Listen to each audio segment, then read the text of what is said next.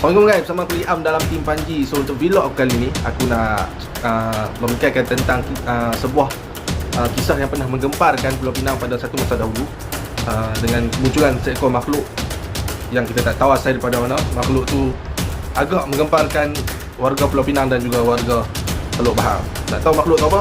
Jom let's go tengok.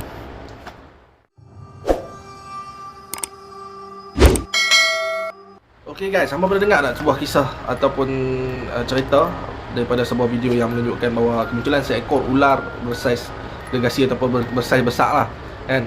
Dia punya besar tu luar biasa lah daripada apa yang ular biasa kita tengok. Tapi ular ni sejenis ular tedung selar. Kemunculan ular tu disebar melalui satu video yang berdurasi selama 34 saat. Video tu yang menunjukkan ular tu dia melengkak di atas kayu balak di kawasan Teluk Bahar.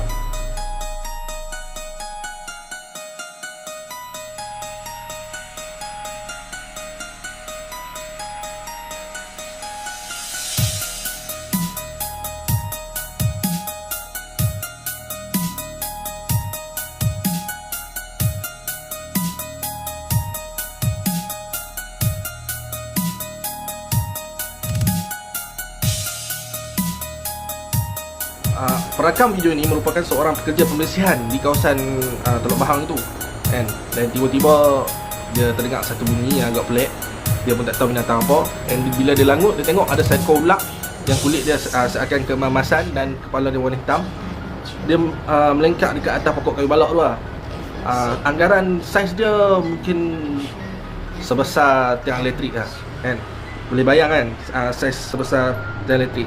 So dia kata individu yang merekam tu, so dia nak sorok identiti dia. Dia kata bahawa ular tu dia tak sengaja pun merekam. Dan dalam keadaan dia tengok ular tu datang nak patuk dia sebelum ular tu lari masuk ke dalam hutan. Dan dia sempat melarikan diri lah, nak elak daripada dipatuk oleh ular tu.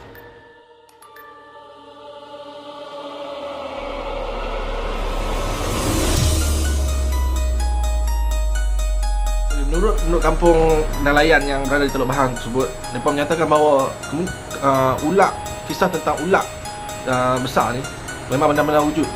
And ular yang besar ni mungkin ada lagi lah, mungkin ada yang selebihnya. Sebab ular tedung selar ni dia hidup berpasang-pasangan, and dia pula sejenis ular yang memburu, and tak mustahil lah dia boleh muncul lagi lah.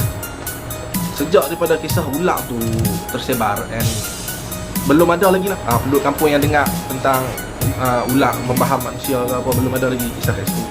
And ada penduduk kampung yang masih takut, and mereka menganggap kemunculan ular tu adalah kemunculan penunggu kepada kawasan hutan tersebut lah, dekat Teluk Bahar tu.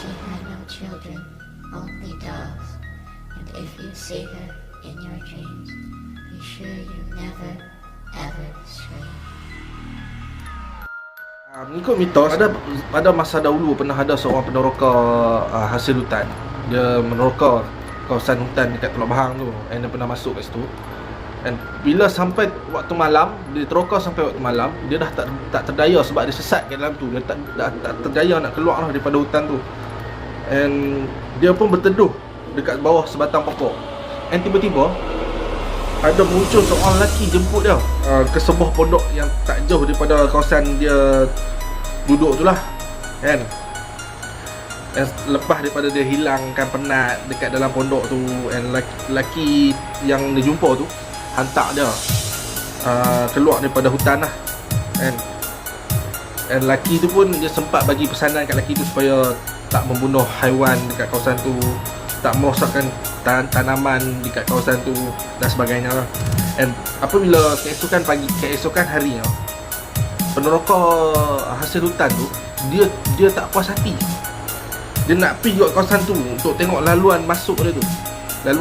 Bila dia pergi kat situ, dia nampak satu benda yang pelik berlaku dekat situ. Dia nampak jalan tu ditutupi oleh kulit seekor ular yang sangat besar, kan? Lepas pada tu dia dah tak berani lah nak masuk ke situ. Dia dah betul-betul dah tak mau dah masuk ke situ.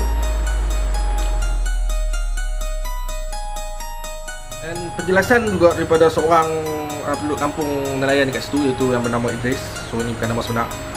pada satu ketika dulu ada seorang warga emas warga emas kat situ. Dia memelihara binatang buas, termasuklah ular tersebut lah.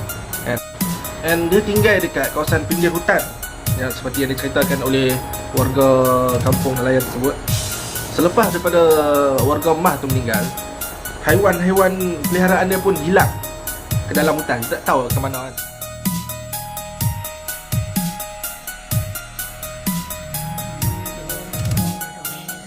Dan pernah juga ada satu kisah yang viral juga. Seorang nelayan kat situ, dia pernah menangkap seekor ikan yang sangat besar kat situ. And ikan tu dia bawa ke pasar, and dia tayangkan dalam satu video.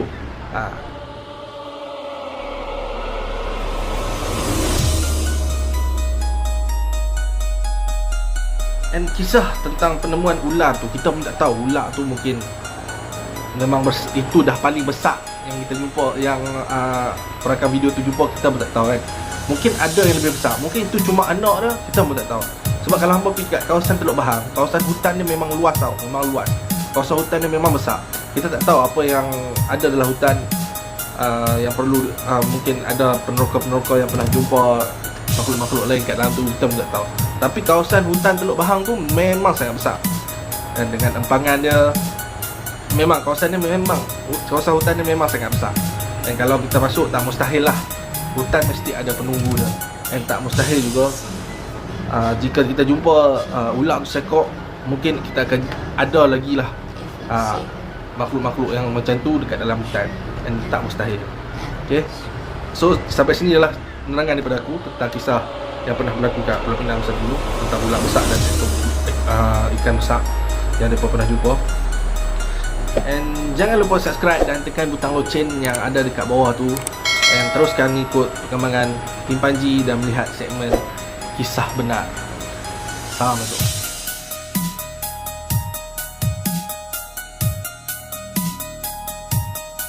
Untuk video seterusnya boleh ke YouTube channel kami Tim Panji.